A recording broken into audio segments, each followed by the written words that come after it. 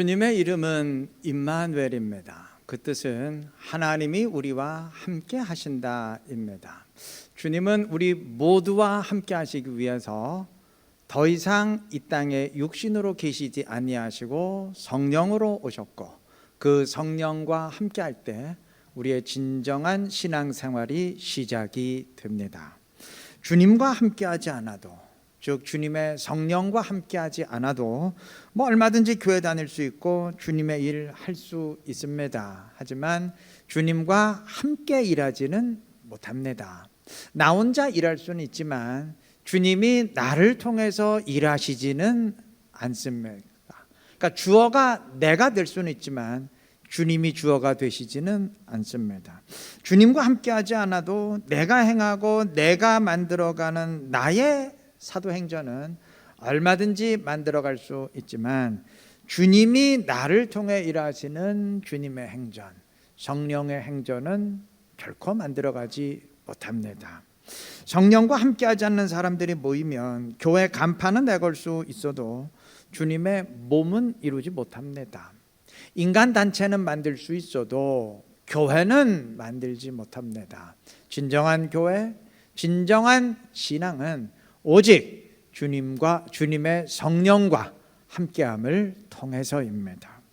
오늘 누가복음의 마지막 장과 사도행전 첫 장의 일부를 읽었는데, 누가복음과 사도행전의 저자는 같습니다. 모두 누가가 썼습니다. 누가는 누가복음과 사도행전을 별개의 두 책으로 쓰지 않았습니다. 제1권과 2권 한 권으로 썼습니다. 즉 누가복음 마지막 장인 24장의 다음 장이 사도행전 1장이라 생각하면 될 것입니다. 이것을 염두에 두고 오늘 두 본문 읽으면 성경이 우리에게 제시하는 신앙의 굉장히 중요한 원리를, 어쩌면 가장 중요한 원리를 확인하게 됩니다. 누가복음 24장 본문은 제자들을 만난 주님을 증언합니다. 이 장면은 부활하신 주님이 제자들을 처음으로 만나는 장면입니다.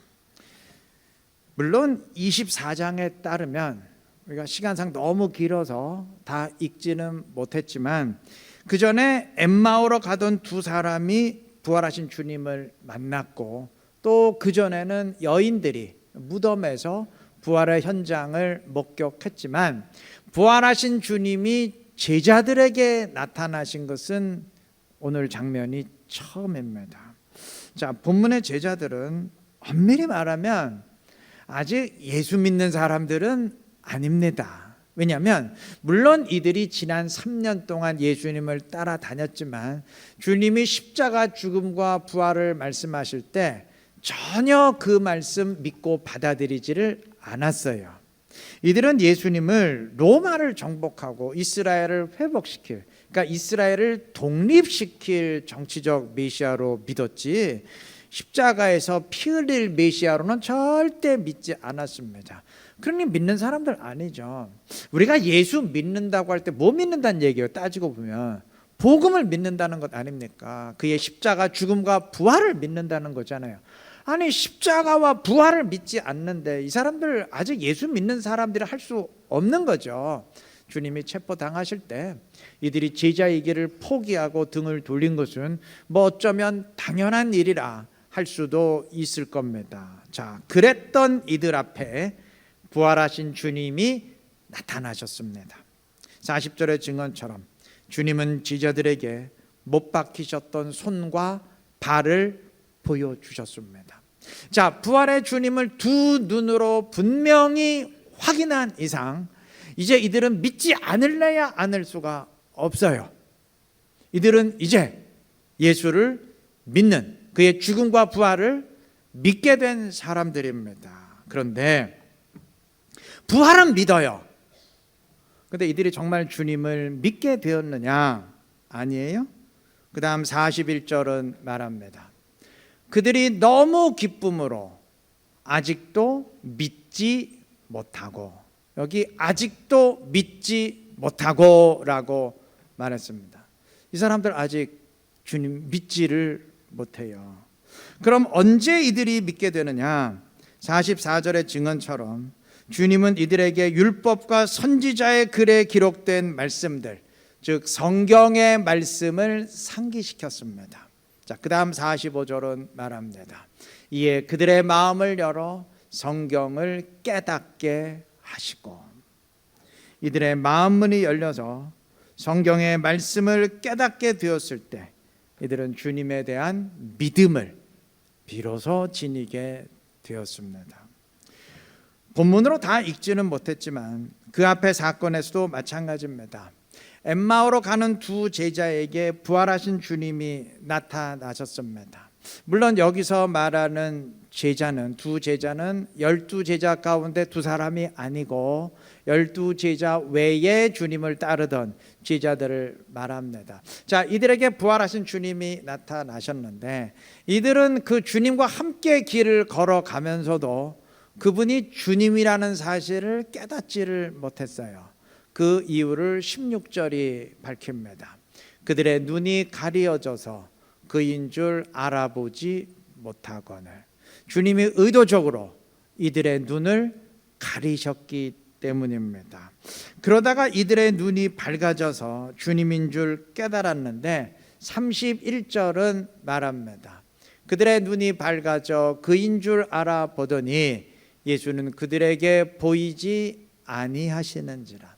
이미 주님은 사라진 뒤였어요. 자, 그러니까 이들은 주님을 마주할 때는, 주님과 대화할 때는 주님이라는 사실을 깨닫지를 못했고, 또 주님인 줄 깨달았을 때는 이미 주님이 사라진 뒤였습니다.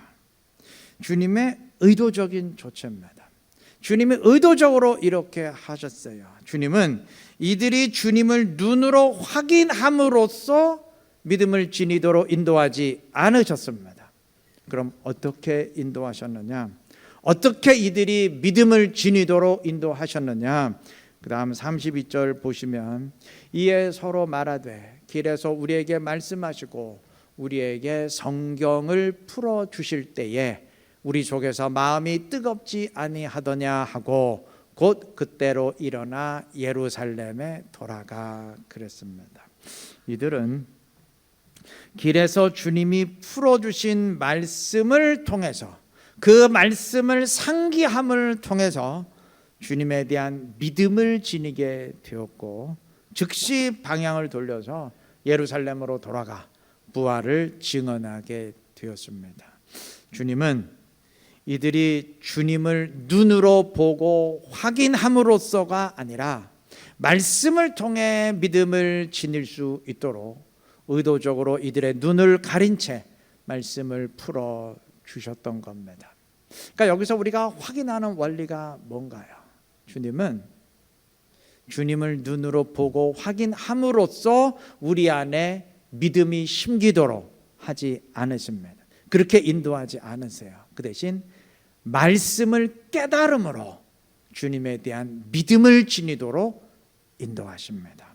자, 그 앞의 장면, 즉 무덤을 찾았던 여인들이 주님에 대한 믿음을 지니게 되는 방식도 마찬가지예요. 자, 이 장면에서는 아예 주님이 나타나지도 않았어요. 그러니까 주님이 나타나지도 않았으니까 당연히 볼 수가 없죠. 그 대신 천사가 선포합니다. 6절. 여기 계시지 않고 살아나셨느니라. 갈릴리에 계실 때에 너희에게 어떻게 말씀하셨는지를 기억하라. 천사들이 예수님이 선포하셨던 말씀을 상기시켰습니다. 8절은 말합니다. 그들이 예수의 말씀을 기억하고, 자, 여인들은 예수님의 말씀을 떠올렸어요. 그 다음 9절은 그 결과를 말합니다. 무덤에서 돌아가 이 모든 것을 11사도와 다른 모든 이에게 알리니. 주님의 말씀을 떠올리는 순간 이들에게 믿음이 심겨졌고 이들은 곧 부활을 증언하는 자들이 되었습니다. 자, 그러니까 누가복음이 사람들이 주님에 대한 진정한 믿음, 복음에 대한 믿음을 지니게 되는 이 세 장면을 통해서 우리에게 공통적으로 전달하려는 메시지가 뭔가요? 이들이 십자가의 주님을 믿게 된 것은, 부활의 주님을 믿게 된 것은 그 부활의 주님을 두 눈으로 직접 확인함을 통해서가 아니고 말씀을 통해서이다. 그 원리입니다. 이 메시지는 굉장히 중요합니다. 여러분, 성경의 메시지는 당시의 메시지로 끝나지 않습니다. 오늘 우리에게도 똑같이 적용이 됩니다. 예를 들어서 로마서 5장 1절은 이렇게 선포합니다. 우리가 믿음으로 의롭다 하심을 받았으니, 즉 믿음으로 구원을 받았으니 우리 주 예수 그리스도로 말미암아 하나님과 화평을 누리자. 물론 이 말씀은 2000년 전 바울 사도가 로마 교회 성도들에게 보낸 편지의 한 구절입니다. 그렇다 그래서 그럼 그 당시 로마 성도들만 믿음으로 구원받고 하나님과 화평을 누리나요? 아니죠. 우리 모두에게 똑같이 적용되는 원리이죠. 우리가 누가복음의 메시지에 귀 기울이는 이유도 마찬가지예요. 우리에게 똑같이 적용되는 원리를 선포하기 때문입니다. 오늘 본문 말씀을 통해서 누가를 통해서 우리 주님은 분명히 선포하셨습니다. 주님에 대한 믿음은 주님을 두 눈으로 확인함으로써가 아니라 말씀을 통해서이다. 우리 모두를 향한 원리입니다. 주님이 왜 이렇게 믿음의 원리를 정하셨는지 이유는 쉽게 이해가 됩니다. 만약 주님이 부활하신 주님을 두 눈으로 확인함으로써 믿음이 심겨지도록 하셨다면, 그것을 원리로 정하셨다면 제자들에게 아무 문제가 없었겠지만 오늘 우리에게는 정말 치명적인 문제가 되었을 겁니다. 왜냐하면 주님은 더 이상 눈에 보이는 모습으로는 이 땅에 계시지 않는데 우리가 무슨 수로 주님을 두 눈으로 확인하고 믿음을 지니게 될 것입니까? 여러분, 예수님 눈으로 볼 수 있어요? 두 눈으로? 꿈에서 본 거 말고 두 눈으로 볼 수 있어요? 방법이 없어요. 주님을 두 눈으로 볼 수 있었던 제자들에겐 복음이 되겠지만 우리에겐 절대 복음이 될 수 없습니다. 우리에겐 적용될 수 없는 원리예요. 반면 주님의 말씀을 듣고 묵상하는 것은, 말씀을 깨닫는 것은 얼마든지 우리에게도 적용되는 원리입니다. 말씀을 통해 믿음을 지니게 되는 것은 우리에게도 똑같이 적용될 수 있는 원리입니다. 그래서 주님은 믿음의 원리를 이렇게 정하신 겁니다. 우리는 이 원리대로 말씀을 통해 믿음을 지니게 됐습니다. 복음에 대한 믿음을 지니게 됐습니다. 성경을 통해서건 설교 말씀을 통해서건 책을 통해서건 다른 경로를 통해서건 여하튼 말씀을 깨달음으로 믿음을 지니게 되었고 그 결과 주님의 자녀가 되었습니다. 참으로 감사한 일이죠. 이게 신앙의 첫 번째 원리입니다. 십자가 죽음과 부활에 대한 믿음, 즉 주님에 대한 믿음은 말씀을 통해서 심겨집니다. 우리는 다 거기까지 된 사람이에요. 자, 그러면 이제 다 끝났나요? 이제 다 됐습니까? 제자들을 보십시다. 제자들은 말씀을 통해 믿음을 지니게 됐습니다. 이제 이들은 주님의 죽음과 부활을 믿는 사람들이에요. 그리스도인들입니다. 그런데 이들의 신앙이 어떠했습니까? 온전했습니까? 아까 말씀드렸듯이 누가복음과 사도행전은 제1권과 2권입니다. 누가복음 24장의 다음 장인 사도행전 1장은 제자들의 신앙이 어떠했는지를 증언합니다. 예수님이 승천하시기 전 제자들은 주님께 질문합니다. 이거 질문이지만 동시에 요구사항입니다. 사도행전 1장 6절, 그들이 모였을 때에 예수께 여쭈어 이르되 주께서 이스라엘 나라를 회복하심이 이때니까. 무슨 얘기죠? 이제는 진짜 로마를 정복하고 이스라엘 독립시키는 것이죠. 그래서 예수님이 왕이 되시고 이제 우리는 예수님과 함께 높은 자리 오르는 거죠. 드디어 우리의 소망이 이루어지는 거죠. 그 의미입니다. 이 사람들은 그 욕심으로 지금까지 예수님 따라다녔어요. 우리도 높은 자리 온다. 그래서 서로 누가 서열 1위냐고 다투고 싸웠던 거 아닙니까? 지금 그 욕망 그대로 가지고 있어요. 이제 진짜 왕 되시는 거죠. 이제 우리 높은 자리 오르는 거죠. 그런 의미입니다. 이 사람들 지금 복음서의 제자들하고는 달라요. 그때는 주님의 죽음과 부활을 안 믿었지만 지금은 믿는 사람들이에요. 말씀을 통해 주님의 죽음과 부활을 믿게 된 사람들입니다. 즉 예수 믿는 사람들이에요. 그런데 믿기는 믿는데 아직도 자기 생각대로 믿어요. 자기들이 원하는 대로 믿습니다. 이거 믿기는 믿는데 온전한 믿음 아니죠. 진정한 제자라 할 수는 없습니다. 여러분, 우리 한 가지 좀 오해를 시정할 게 있는데요. 사람들은 흔히 부활의 믿음이 제자들을 변화시켰다고 강조합니다. 그리스도의 부활로 인해서 배신하고 도망쳤던 그 나약했던 제자들이 부활로 인해서 담대히 거리로 뛰쳐나와서 너희가 죽인 예수가 메시아 그리스도라고 외치게 되었다고 주장합니다. 그런가요? 아니라고 성경이 얘기하고 있지 않습니까? 우리 방금 사도행전 1장 본문 봤잖아요. 부활의 믿음이 심겨졌는데 똑같잖아요. 요한복음 20장도 분명히 증언합니다. 요한복음 20장에 따르면 제자들은 부활하신 주님을 만났습니다. 부활의 주님을 직접 보고 두 눈으로 확인했어요. 이제 더 이상 부활은 의심할 수 없는 증거입니다. 이들은 확실히 예수 믿는 사람, 부활을 믿는 사람들이에요. 이제는. 근데 이들의 그 다음 모습이 어땠느냐?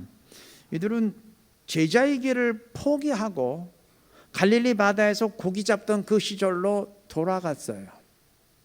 그리스도의 부활이 이들을 변화시키지 못했습니다. 오늘 우리를 보면 알지 않습니까? 교인 가운데 믿음을 지닌 사람이라면 그 누구도 그리스도의 부활 의심할 사람 없습니다. 그 부인할 사람 없습니다. 십자가 죽음과 부활을 안 믿는다. 그럼 그 사람 교인 아니죠. 그리스도인 아니죠. 예수 믿는 사람이라면 다 그의 죽음과 부활을 믿습니다. 그런데 믿기는 믿는데 그렇다고 전부 다 성숙하고 변화된 그리스도인들이던가요? 아니라는 거 아시죠? 우리 성경의 증언을 분명히 들으시기를 바랍니다. 제자들이 언제 온전한 신앙을 지닌 그리스도인들로 변화되느냐? 성령이 이들에게 임하실 때입니다. 주님 분명히 말씀하십니다. 사도행전 1장 8절 띄우세요. 오직 성령이 너희에게 임하시면 너희가 권능을 받고 예루살렘과 온 유대와 사마리아와 땅 끝까지 이르러 내 증인이 되리라 하시니라. 처음과 마지막만 읽으면 오직 성령이 너희에게 임하시면 나의 증인이 되리라. 이 말씀처럼 사도행전 2장에서 본문 다음 장에서 이들에게 성령이 임했을 때 이들은 이전과는 전혀 다른 성숙한 그리스도인으로 변화돼서 교회를 책임지는 사도들이 되었습니다. 이거 우리가 다 아는 사실이죠. 자, 주님은 제자들을 이렇게 인도하셨습니다.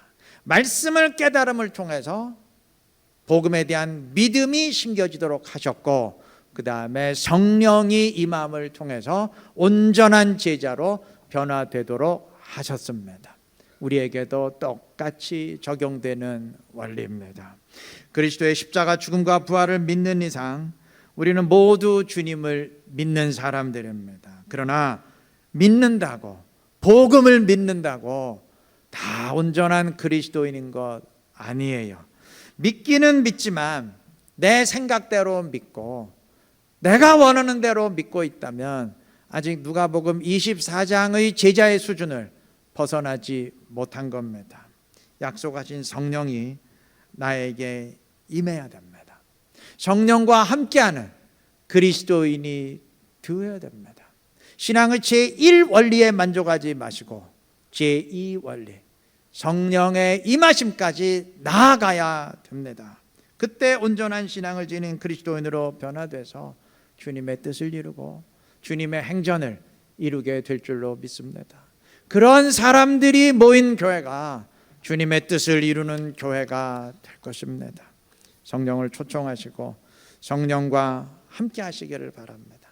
우리는 예수 믿는 것까지는 다 됐어요. 제1원리까지는 다 됐습니다. 근데 그것에 만족하면 안 돼요. 한 가지 남은 게 있어요. 제자들 보세요. 이 사람들 예수 믿었어도 아직 형편없었어요. 성령이 임하니까 변화됐습니다. 이게 너희에게 똑같이 적용되는 원리다. 성경 말씀을 통해 우리에게 주셨습니다. 오늘 이 시간 귀 기울여 들으시기를 바랍니다. 아, 믿는다고 만족해서는 안 되는구나. 성령이 나에게 임하실 때 그때 내가 온전한 제자가 될 수 있구나. 이 사실을 꼭 깨달으시고 성령을 사모하시고 주님과 함께 하시기를 바랍니다. 그래서 온전한 신앙으로 주님의 뜻을 이루고 주님의 영광 더 충만히 드러내는 지혜롭고 복된 우리 이루는 게 모든 성도님들 되시기를 바랍니다.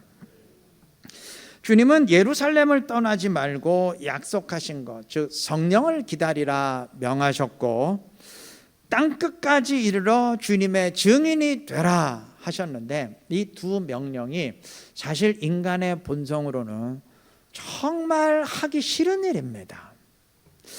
갈릴리는 제자들이 환영받던 곳이었지만 예루살렘은 예수님을 죽인 자들이 우글대는 곳입니다. 제자들도 그들이 무서워서 도망쳐 숨은 곳입니다.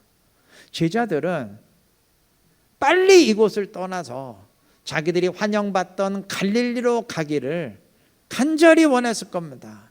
근데 주님은 절대 예루살렘 떠나지 말고 머물라 명하셨습니다. 땅끝까지 가라는 명령도 마찬가지예요. 유대인들은 이방인을 아주 개처럼 취급했다는 거 아시죠? 그런데 그들에게 가서 그들 만나는 것도 싫은데 그들에게 복음을 전하고 섬기고 그들을 주님께로 인도하는 일이 인간의 본성상 하고 싶은 일이었겠어요? 정말 하기 싫은 일이었을 겁니다. 여러분, 신앙생활은 하고 싶은 일만으로 이루어지지 않아요. 순종은 하고 싶은 일만 선택해서 취할 수 있는 그 뷔페 식사가 아닙니다. 때로 하기 싫은 일도 하는 것이 신앙입니다. 여러분, 이게 세상의 모든 일이 다 그렇지 않습니까? 하기 싫은 일도 기꺼이 하는 사람이 결국 나중에 자기가 정말 원하는 일, 하고 싶은 일 하면서 살게 되는 거 아니겠어요? 자기 꿈을 이룬 사람, 정말 자기의 비전을 이룬 사람은 나 정말 저거 하고 싶다 꿈을 이룬 사람은 하기 싫은 일 기꺼이 하는 사람들 아니겠습니까? 여러분, 우리 파인애플 하나 먹으려 해도요 그냥 못 먹죠. 파인애플 껍질째 먹는 사람 있어요? 그 두꺼운 껍질 다 벗겨내야 되잖아요.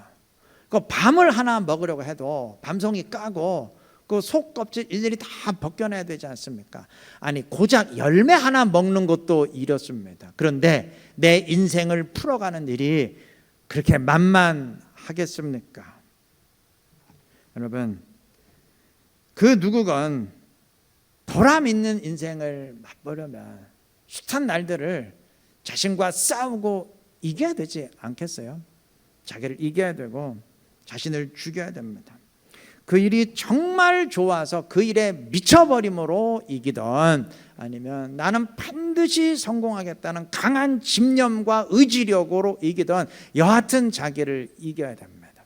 자기를 이겨내지 못하고 그저 본능적으로 하고 싶은 일만 골라서 하는 사람이 보람 있는 인생을 살 가능성은 제로죠. 전혀 없습니다.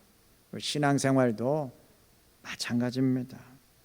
보람 있게 하려면, 신앙에 의미 있는 열매를 맺으려면 순종하기 싫어하는 나를 이길 수 있어야 됩니다. 나를 죽일 수 있어야 됩니다. 나는 날마다 죽노라 하는 바울의 고백처럼 나를 죽여야 됩니다. 사도행전 1장 8절은 오직 성령이 임하시면 주님의 증인이 되리라 하셨는데, 증인으로 번역된 헬라어 단어 마르티스는 증인이라는 뜻과 더불어서 동시에 순교자라는 의미를 진입니다. 즉 주님의 마르티스가 되라는 말은 주님의 증인이 되라는 말이면서 동시에 주를 위해서 죽는 자 되라. 주를 위해서 내가 죽어야 된다는 의미입니다.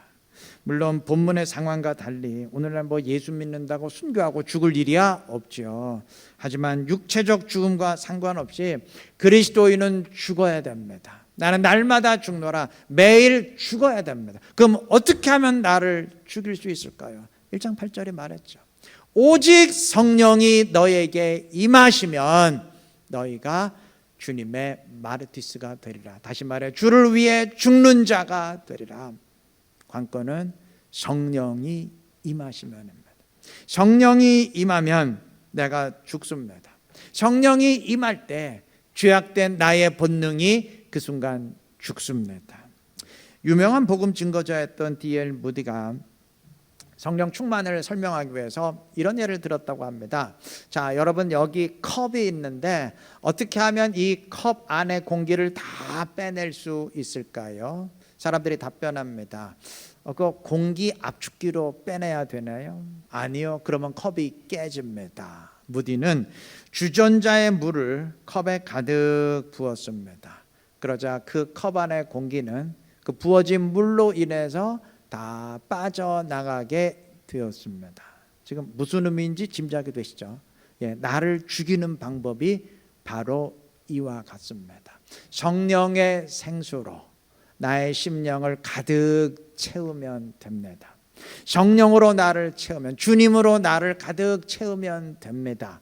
그러면 물로 인해서 컵 안의 공기가 다 빠져나가게 되듯이 성령의 생수로 인해서 내 안에 가득 찬 주님으로 인해서 내 안에 죄악된 본능, 죄의 욕망은 다 빠져나가게 됩니다. 이게 나를 죽이는 방법입니다. 돼지로 태어난 돼지가 돼지처럼 사는 건 당연하죠. 마찬가지로 우리는 성령으로 거듭났잖아요. 성령으로 다시 태어났죠. 그러니까 성령으로 태어난 사람이 성령의 사람처럼 사는 건 너무나 당연한데, 그리스도인으로 사는 건 너무나 당연한. 근데 문제가 있어요. 우리는 성령의 사람, 즉 그리스도인이면서 동시에 아직도 죄의 본능을 그대로 지니고 있는 죄인이에요. 그러니까 그리스도인이면서 동시에 죄인입니다. 때문에 우리에게는 그리스도인으로 살 가능성도 있고 죄인으로 살 가능성도 똑같이 있어요. 자, 이러한 상황에서 죄인으로 살지 아니하고 성령의 사람으로 그리스도인으로 살아가는 방법은 딱 하나입니다. 성령으로 죄인된 나를 죽여야 됩니다. 그러면 죄인된 나는 죽고 이제 그리스도인으로 온전한 신앙생활, 성령의 사람처럼 살아가게 될 줄로 믿습니다. 성령으로 나를 채우시기를 바랍니다. 성령의 사람으로 살아가시기를 바랍니다. 그래서 나는 죽고 주님으로 살아감으로써 주님의 영광 충만히 드러내는 지혜롭고 복된 우리 모두가 되시기를 그리스도의 이름으로 축원합니다.